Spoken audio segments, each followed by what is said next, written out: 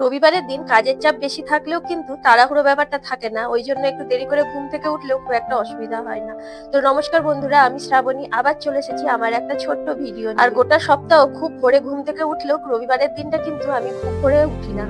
তো সকাল সকাল চা খেয়ে নিয়েছি, আর গতকাল বর দেখি মিষ্টি নিয়ে এসেছে। আর বাড়িতে আমি মিষ্টি খেতে বেশি ভালোবাসি, আমার ছেলে আর বর মিষ্টি খুব একটা পছন্দ করে না।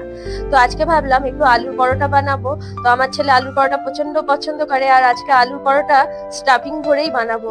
তবে আলুর পরোটা স্টাফিং ভরে বানাতে কিন্তু খুব একটা অসুবিধা আমার হয় না, তবে অনেকে বলে স্টাফিং ভরে বানাতে গেলে আলুর পরোটা ফেটে যায়। তবে পরোটার আটাটাকে কিন্তু খুব যদি নরম করে মাখা হয়, তারপর আলুর পুর ভরে বেলে নিলে কিন্তু আলুর পরোটা একদম ফাটে না। আর পরোটাগুলো বেলার সময় কিন্তু হালকা হাতে বেলতে হবে, তবেই কিন্তু পরোটাগুলো একদম পারফেক্ট হবে। পুরটা আমি বানিয়েছিলাম একটু পেঁয়াজ কুচি, ধনেপাতা কুচি, একটু লঙ্কা কুচি, একটু আদা কুচি দিয়েছিলাম, আর একটু ম্যাগি মশলা গুঁড়ো দিয়েছিলাম।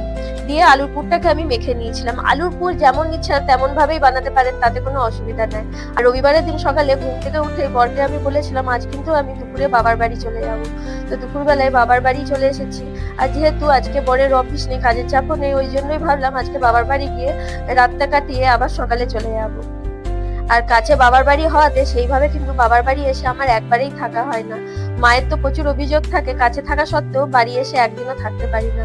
আর এখন বাবার বাড়ি এসে থাকতে পারি না ছেলের পড়াশোনা আর স্কুলের জন্য। ওর এখন অবশ্যই স্কুলের পরীক্ষা হয়ে গেছে, ওর এখন ছুটি চলছে। আর সত্যি কথা বলতে মা বাবার বাড়ি এলে তখন কিন্তু মাথায় আর কোনো কাজের চাপও থাকে না, তাড়াহুড়ো ব্যাপারও থাকে না।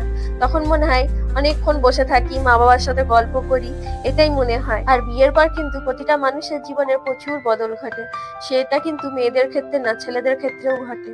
তো রবিবারের দুপুরটা কিন্তু এইভাবেই আমার কেটে গেল। তারপর দুপুরে খাওয়া দাওয়া করে মায়ের সাথে বেরিয়েছিলাম হাঁটতে। আর আজকের মতো ভিডিওটা এখানেই শেষ করছি, আবার দেখা হবে নেক্সট কোনো ভিডিওতে। আর পাশে থাকার জন্য ধন্যবাদ।